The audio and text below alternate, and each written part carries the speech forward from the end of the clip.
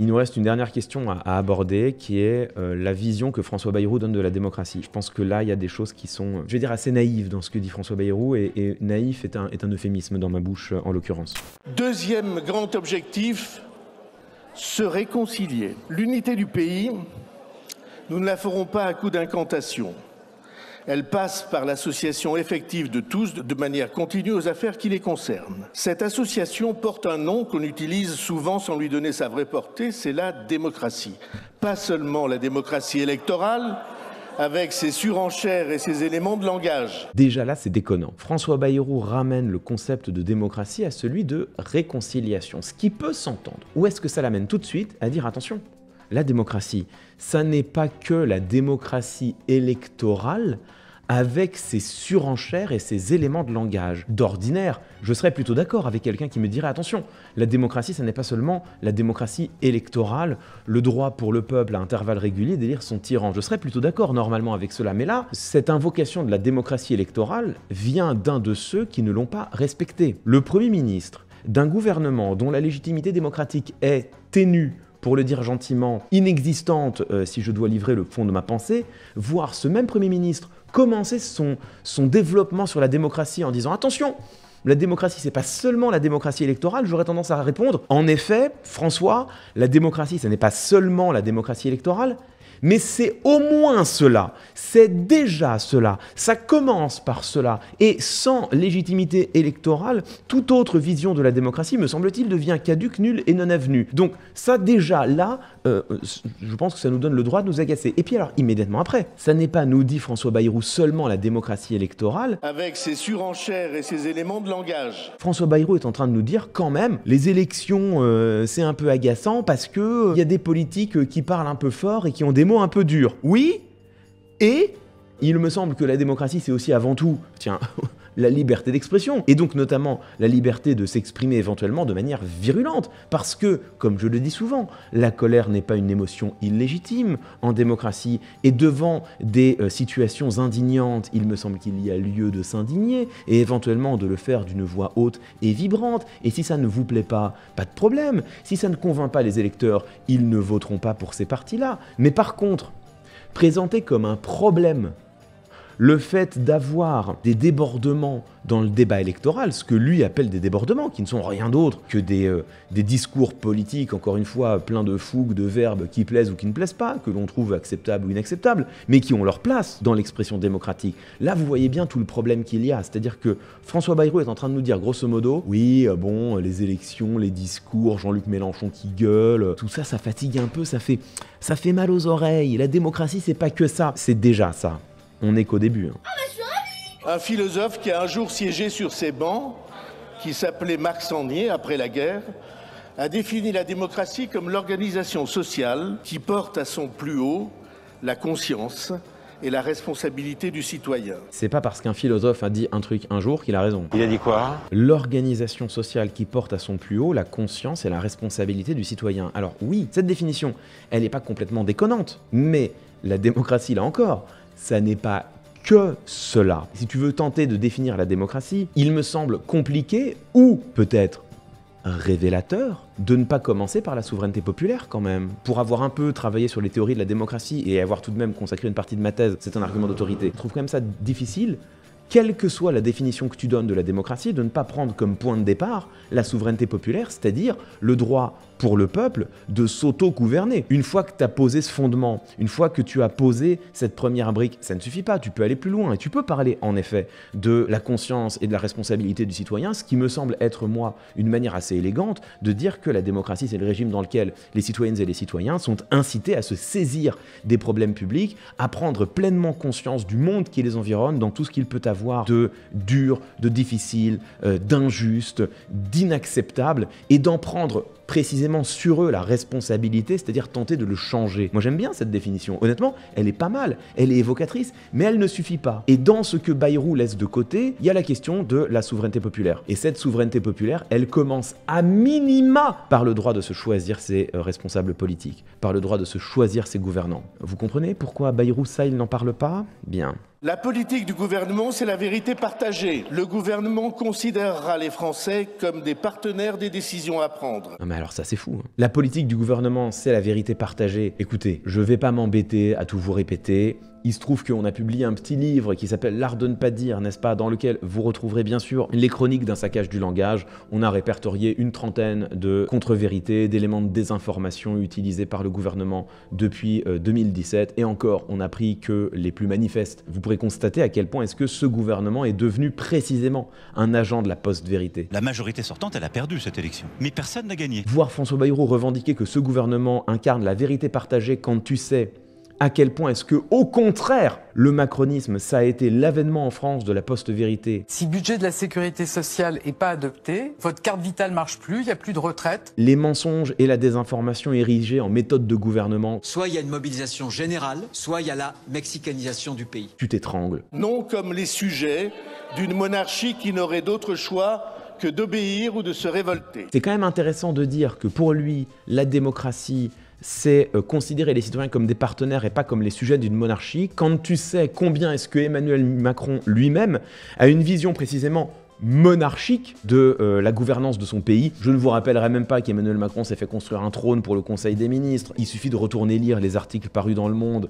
qui révèlent combien est-ce que Emmanuel Macron a justement une vision hiérarchique, voire monarchique du pouvoir sur ses concitoyens, voire sur ses sujets. Emmanuel Macron, c'était le Monde qui révélait ça, qui a dit « ça ne sert à rien de nommer un gouvernement Nouveau Front Populaire parce que le pays est à droite ». Ce qui compte, c'est que lui, il dit que le pays est à droite. Et que lui, il dit que le pays ne veut pas d'un gouvernement NFPE. Bah, très bien. Prétendre mieux savoir que le peuple lui-même ce que le peuple veut, c'est la définition de la monarchie. Nous ne laisserons aucun problème hors de notre champ. Pour chacun d'entre eux, nous partagerons les diagnostics avec les Français afin d'établir la délibération sur des bases indiscutables. Dans ce même discours, François Bayrou ramenait sur la table la question des gilets jaunes. Et c'est la raison pour laquelle nous devrons reprendre l'étude des cahiers de doléances qui ont été présentés par les Gilets jaunes. Établir la délibération sur des bases indiscutables, ça a eu lieu. Ça s'est appelé justement le mouvement des Gilets jaunes, le grand débat national, les cahiers de doléances, la plateforme en ligne, dont je rappelle à chaque fois combien est-ce que Emmanuel Macron les a piétinés, voire aujourd'hui, 7 ans plus tard, François Bayrou te dire « Non, mais nous, la délibération des citoyens, c'est important pour nous. » Ah bon ? Notre société n'est plus enfermée dans l'impasse de la bipolarisation et c'est heureux. On sait à présent que sur un sujet donné, il n'y a pas que 2 options définies à l'avance. Il y a plusieurs sensibilités en contraste et qui ne s'excluent pas. Le but de la démocratie, à mes yeux, n'est pas qu'une idée triomphe sur les autres. C'est que ces différentes sensibilités puissent vivre ensemble. C'est là où François Bayrou nous révèle sa philosophie politique, la conception profonde qu'il a de ce que lui appelle la démocratie. Et en fait, pour François Bayrou, le cœur de la démocratie, sa raison d'être, l'idéal vers laquelle elle doit être tendue, c'est ce qu'il appelle la conciliation. Gardez ça en tête, on écoute la suite. La question est celle de la reconnaissance du pluralisme. Je respecte la réflexion de ceux qui estiment que ce doit être source d'affrontement. Je connais bien Jean-Luc Mélenchon. Moi, je sais qu'il est un homme cultivé, un esprit stratège. Je n'approuve pas la stratégie qu'il a définie très précisément et très explicitement, qui est de tout conflictualiser, entre guillemets. Là, il est en train de mélanger les choses qui n'ont rien à voir, je vais y revenir. Parce que je me dis qu'avoir nos divisions, ceux qui veulent soumettre notre pays doivent se frotter les mains. Là, il est en train de dire, grosso modo, en sous-main, vous êtes avec nous ou contre la France, puisque si jamais vous osez faire vibrer l'affrontement politique, si jamais vous osez exprimer votre opposition en France, en fait, vous fragilisez notre position à l'international, puisque vous faites ce que rêvent que vous fassiez les adversaires de la République française. C'est un faux dilemme, hein. Ça revient à dire, en fait, vous êtes soit avec nous, ou du moins, soit vous jouez notre jeu de la conciliation et du compromis, soit vous êtes contre la France. C'est évidemment une opposition absolument impossible. Je me dis que, depuis des siècles, l'idée de tolérance et de laïcité, qu'à une source Henri IV a définie et qu'à l'autre source les grands républicains du 19e on définit. Je pense que l'arrêt sur image sur lequel on est tout à fait représentatif de ce que moi-même je pense de cette réflexion. Alors bon, je laisse de côté le mot de laïcité, il va le redéfinir par la suite dans une espèce de contorsion que je vous épargne, où il nous explique que la laïcité, c'est pas seulement la tolérance religieuse, c'est aussi la tolérance politique. Mais ce qui est intéressant, vous l'avez entendu, François Bayrou, la figure qu'il invoque, c'est Henri IV. Alors c'est absolument passionnant. Henri IV, c'est évidemment le roi qui prend le trône de France après la Saint-Barthélemy, après les guerres de religion. C'est ce roi protestant qui s'est converti au catholicisme et qui a mis fin aux guerres de religion par l'édit de Nantes. Henri IV, c'est le roi qui a réconcilié les Français et mis fin à l'affrontement religieux, aux guerres de religion. Henri IV, par ailleurs béarnais, Henri IV qui est la figure tutélaire de François Bayrou, celle dont laquelle il se revendique. Et alors ça, c'est quand même assez intéressant, parce que c'est là où vous voyez comment est-ce que l'idée que François Bayrou se fait de la démocratie, elle est en fait directement liée, je dirais même sa philosophie politique, elle est directement liée à son idéal personnel, à sa figure tutélaire personnelle, celle qu'il s'est choisie, qui est Henri IV. Et donc voilà comment est-ce que François Bayrou essaye, par toute une série de contorsions, de ramener la définition de la démocratie à l'idéal de la conciliation. Mais là, il y a un problème. C'est que cette définition l'amène à rappeler, pour parler de la démocratie, un roi de France. Le fait de redéfinir la démocratie en choisissant comme source originelle Henri IV, je suis pas sûr qu'en termes historiques et philosophiques, ce ne soit pas quand même un sacré contresens. Une fois qu'on a dit cela et qu'on voit déjà qu'il y a un problème, on peut revenir sur ce qu'on a entendu auparavant et qui nous permettent de comprendre pourquoi est-ce que la vision de François Bayrou, je vous ai dit, elle est naïve au mieux. C'est qu'il nous dit au fond, mais pour moi, la démocratie, c'est le régime de la conciliation, de la réconciliation, le régime dans lequel on quitte l'affrontement systématique pour se respecter les uns les autres et faire coexister différentes idées. Eh bien ça, c'est la négation même de la démocratie, précisément. Pire que ça, de la politique. Le sens de la démocratie, c'est de trouver un processus qui permette de trancher les désaccords entre citoyennes et citoyens. Sans désaccord, pas besoin de démocratie. Sans désaccord, tu n'as besoin que d'une chose, c'est de l'administration. Administrer un territoire, c'est précisément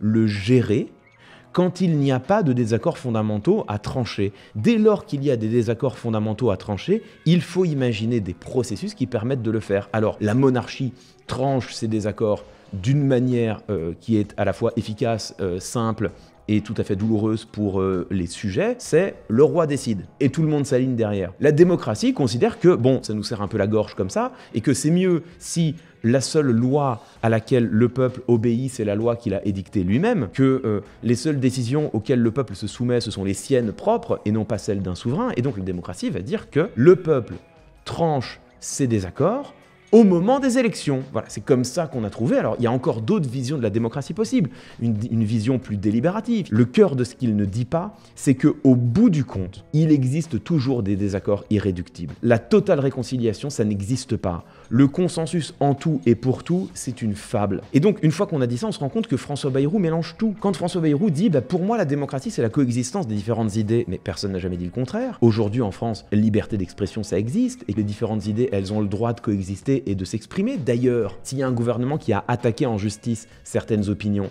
il me semble que c'est précisément le sien.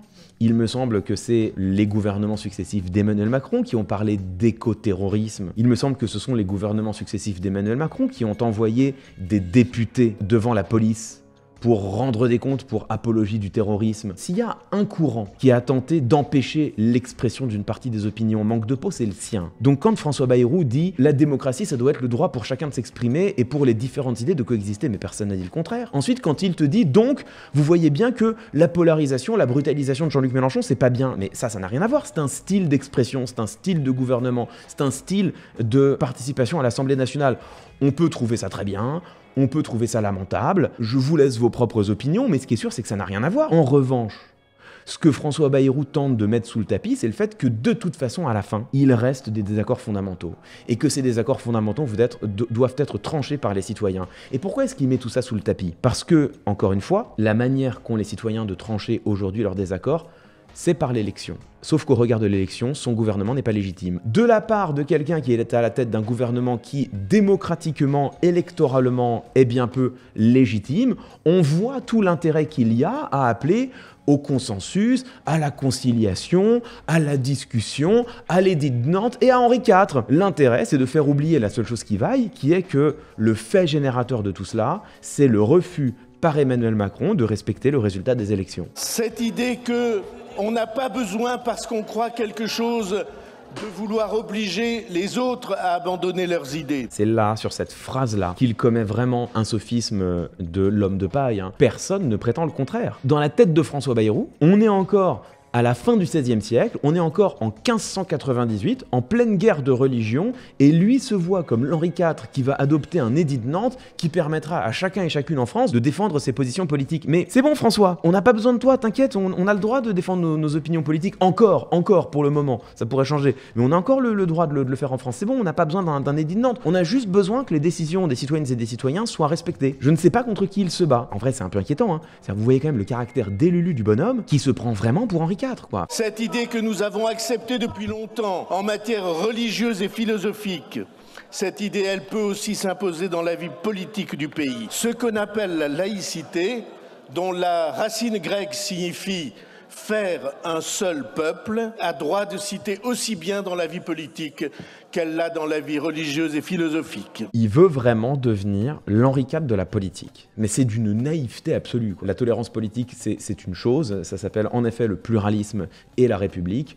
La laïcité, c'est autre chose. C'est vraiment le mot que l'on a choisi pour définir la tolérance religieuse, la neutralité de l'État en matière de religion, le respect de chacune des religions. Bon, ça, c'est la laïcité. Vouloir élargir le concept de laïcité au champ politique, c'est vraiment faire rentrer dans une notion déjà complexe, qui fait déjà l'objet de compétition et de redéfinition, c'est faire rentrer des éléments encore supplémentaires. Si on veut brouiller le débat, noyer le poisson et rendre absolument impossible toute discussion publique sur les questions de laïcité, c'est vraiment exactement ce qu'il faut faire. Donc là, François Bayrou, il vient nous tordre le concept de laïcité pour rapprocher le religieux du politique et après l'édit de Nantes de 1598, nous faire l'édit de Bayrou en 2025, mais on n'a pas besoin de toi frérot. Ce que tu décris, ça a un nom, hein. Ça s'appelle la Révolution française, 1789, c'est fait. Derrière ce fantasme de celui qui va réconcilier un peuple, il y a encore une fois une vision ultra naïve de la démocratie, l'idée que la démocratie, elle doit viser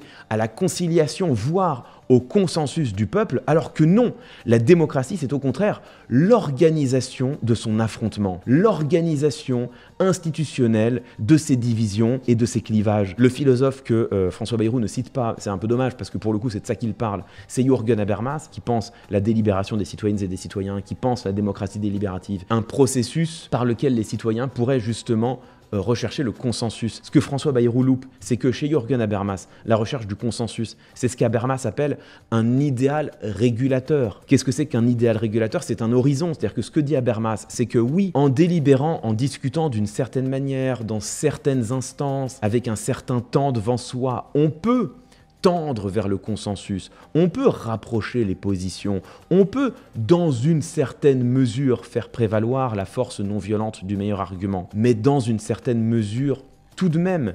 Et la définition d'un idéal régulateur, d'un horizon, c'est qu'on ne l'atteint jamais. Parce que le peuple ne peut pas se permettre de délibérer sur un temps infini. Le peuple, à un moment donné, devra trancher ses décisions, probablement par le vote, par l'élection, par le référendum, par quelque manière que le peuple se donnera lui-même. Mais c'est vrai. Dans un premier temps, on peut tenter de créer du consensus avec de la délibération, avec de la participation, mais il faudra toujours trancher. La réconciliation, ça n'existe pas, c'est un fantasme naïf. Le niveau de philosophie politique de François Bayrou, c'est les bisounours. C'est il faut être gentil, s'aimer les uns les autres, s'écouter et se mettre d'accord. Mais ça marche pas comme ça en fait.